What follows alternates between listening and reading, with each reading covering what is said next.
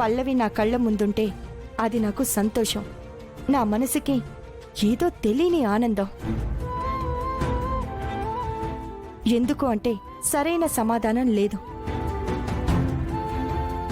కానీ తనని చూస్తే ఇప్పటికీ నా సొంత కూతురులానే అనిపిస్తుంది. సొంత కూతురులాగా ఏంటి? నీ సొంత కూతురే. నీ కళ్ళ ముందున్నా నీతో ఉన్నా నువ్వు మాత్రం తెలుసుకోలేవు.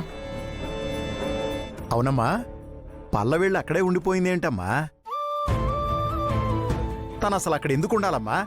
మన ఇంటికి వచ్చేయచ్చు కదా. ఎందుకొస్తుంది మావయ్య గారు? ఆ ఇంట్లో పెద్ద ఆవిడికి ఏదో బాగాలేదని చెప్పి వెళ్ళింది. జీతం ఇస్తున్నారు కదా, ఇక్కడికొస్తే ఏమిస్తాం? పల్లవేమీ డబ్బుల కోసం పనిచేయట్లేదు. మరి ఆ ఫ్యామిలీని ఉద్ధరించడానికి పనిచేస్తుందా? నువ్వనుకుంటున్నట్టు ఆ కుటుంబాన్ని ఉద్ధరించడానికో డబ్బుల కోసమో తను పనిచేయట్లేదు. అక్షిత కోసమే తను అక్కడ ఉంటోంది. అక్షిత కోసమా? అవును. నా కూతురు కోసం అదక్కడ ఉండడమేంటి? అదే నీకు తెలియంది. ఏంటమ్మా, ఏంటి నువ్వు అంటోంది? నిజం మావయ్య గారు, నేనే తనని అక్కడ ఉండిపోమని చెప్పాను. అక్షితకి చంటికి ఏ పరిస్థితుల్లో పెళ్ళయిందో మనందరికీ తెలుసు కదా.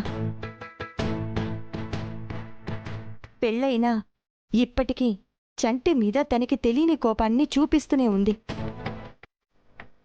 ఆ కోపంతో తనకి తెలియకుండానే అతనితో గొడవలు ఎక్కడ పెట్టుకుంటుందో, తన కాపురం ఎక్కడ పాడు చేసుకుంటుందో అనే భయం.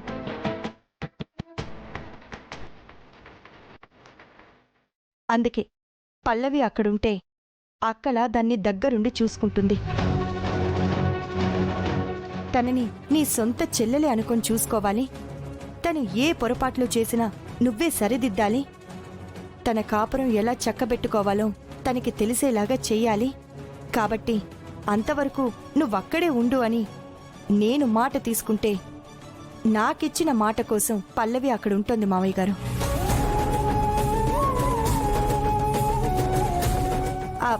సరే, త్వరగా తినండి. నువ్వేంటి, కాలేజ్కి టైం అవుతుంది, త్వరగా తిను.